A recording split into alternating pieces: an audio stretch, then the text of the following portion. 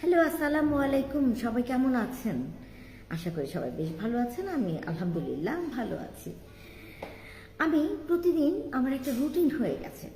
ঘুম থেকে উঠেই আমি প্রথমে ফেসবুকটা দেখব যে আমার পেজে কয়জন বাড়লো। আমি আমার ইউটিউব চ্যানেলটা দেখব যে কয়জন সাবস্ক্রাইব করলো, কতজন ভিউজ হলো। তারপর আমি আমার টিকটকটা দেখব কতজন টিকটকার আমার বাড়লো, কি কমেন্টস করলো। কেন জানি ঘুম থেকে উঠে এমনি হাতড়ে হাতড়ে ফোনটা আগে ধরি যে কি হলো। দেখি যে না, আমি তো হতাশ, কোথাও কোনো ইয়ে নাই, না ভিউজ বাড়ছে নাকি। হ্যাঁ, টিকটকে কিছু কিছু ভিউজ বাড়ে, এটা বলবো বলবো না, তাহলে ভুল হবে। আর ইউটিউবে আহামরি পাচ্ছি না। 2 বছর আগে মনিটাইজ করা দিচ্ছি, ছোট ছোট রিল ভিডিও দিচ্ছি, কারণ বড় ভিডিওর সংখ্যা অনেক অনেক বেশি। তাই আপনারা সাবস্ক্রাইব করলে বড় ভিডিওগুলো দেখতে পাবেন। অনেক সুন্দর সুন্দর গল্প, জীবনের কাহিনী, অনেক অনেক কিছু আছে।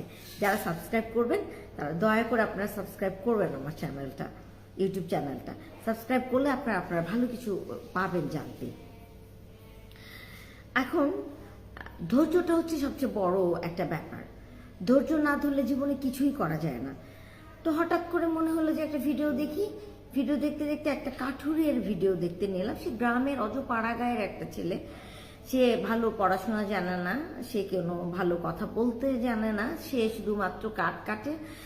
তখন সে বলছিল, তার মানে ব্যাকগ্রাউন্ড থেকে কথাগুলো আসছিল, সে বলছিল যে আমি ছোটবেলা থেকে একজন ইউটিউবার হতে চেয়েছিলাম, কিন্তু আমার পরিবার পরিজন, আত্মীয় স্বজন, বন্ধু বান্ধব সবাই বলেছে ইউটিউবার তুমি, তোমার দ্বারা তুমি একজন কাঠুরিয়া, তুমি লেখাপড়া জানো না, তোমার কোনো যোগ্যতা নাই, তুমি কিভাবে ইউটিউবার হবা।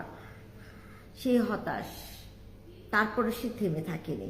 সে গ্রামে গঞ্জে বিভিন্ন জায়গায় তার ফোনটা নিয়ে গিয়ে কি করে ইউটিউব চ্যানেল খোলা যায়, চ্যানেল খুলেছে, গ্রামের ভিউগুলো তুলে ধরেছে, কিভাবে কাট কাটছে তাই দেখাচ্ছে।